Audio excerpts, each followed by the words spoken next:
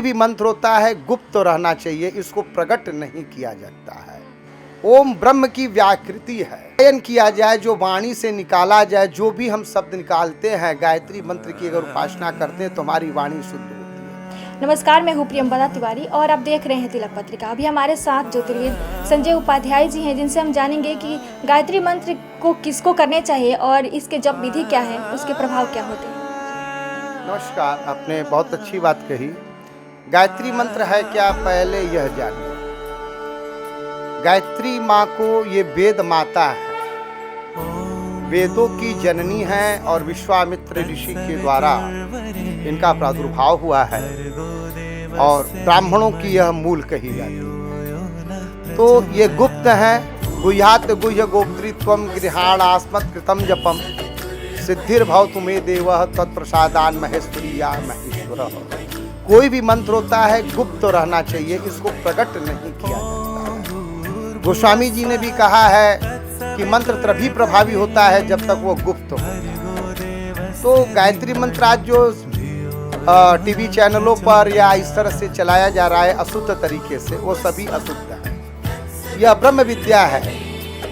मंत्रों में गायत्री मंत्र, यंत्रों में श्री यंत्र, शिलाओं में नारायण शिला। जिस प्रकार सर्वोत्कृष्ट है उसी प्रकार मंत्रों में, जैसा मैंने कहा कि गायत्री मंत्र। गायत्री मंत्र जो दीक्षित ब्राह्मण होते हैं, सिर्फ ब्राह्मणों को ही, द्विजातियों में द्वितीय जन्म, उसको वैश्य भी नहीं कर सकता है, क्षत्रिय भी नहीं कर सकता है।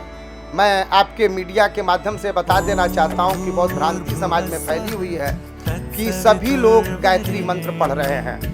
सिर्फ यह ब्राह्मणों को अधिकार है।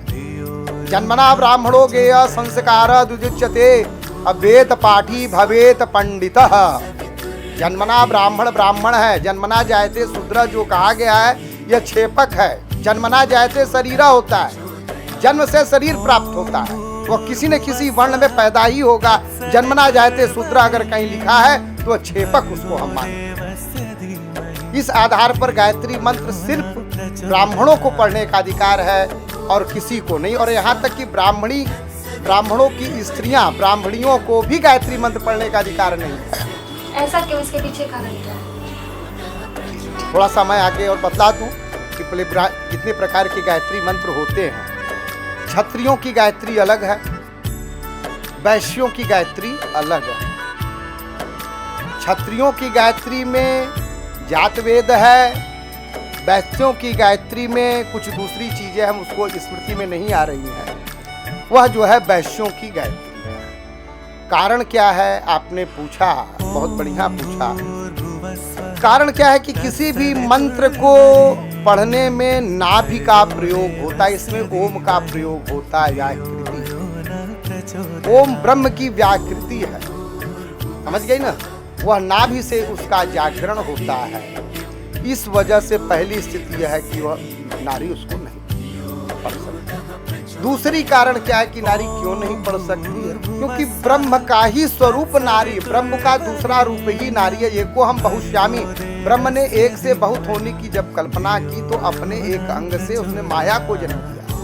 वह माया है, वह आद्या शक्ति है, वह माया है।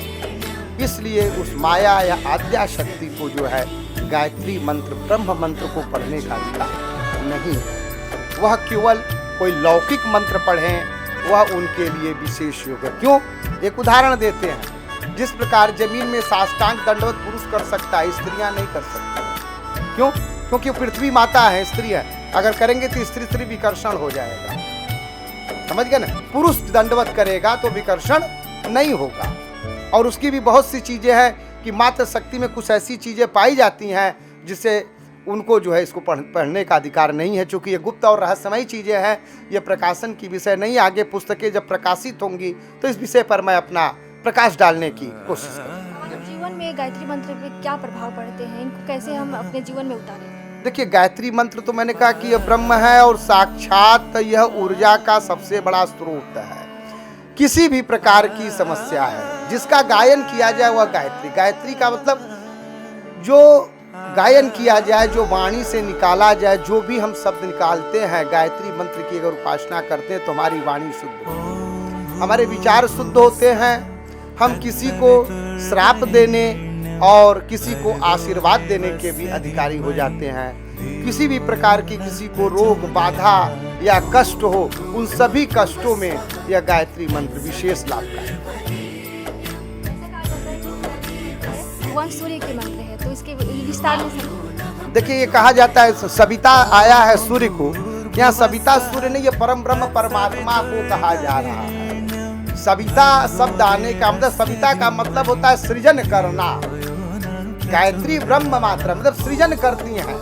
हम चूंकि मंत्र पढ़ नहीं सकते यहाँ पर, और वो लेखन के द्वारा जब मंत्र के कुल सविता शब्द के द्वारा मैं बतला दूं, सविता का मतलब भी है कि सूर्य नारायण के अंदर हम ब्रह्म देवताओं का जो प्रतिष्ठित करते हैं। भगवान स्वयं, भगवान श्री कृष्ण ने गीता में बतलाया है, एकादश अध्याय में बतलाया कि विभूति पाद अध्याय में बतलाया कि हमको कहाँ कहाँ पूछ सकते हैं।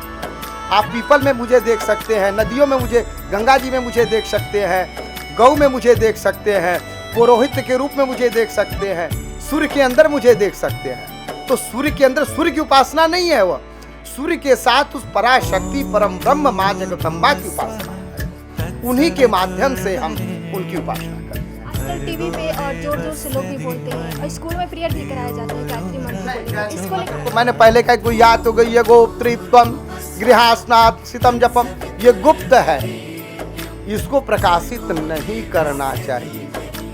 नहीं, ये इस पर जो है लोगों को संज्ञान लेना चाहिए, हमारे विद्वान वैदिक ब्राह्मणों को, और इसको रोकना चाहिए। क्योंकि प्रेयर कराने में जूतापन, क्योंकि बैठ करके साधना होती है। गायत्री मंत्र का जब भी साधना होता है तो उसके पहले गुरु के द्वारा 24 मुद्राएं बताई जाती है। उसके बाद गायत्री मंत्र के बाद फिर गायत्री की 8 मुद्राएं अलग से होती हैं। गायत्री का तर्पण होता है, उपस्थान होता है, अर्घ्य दिया जाता है सूर्य को।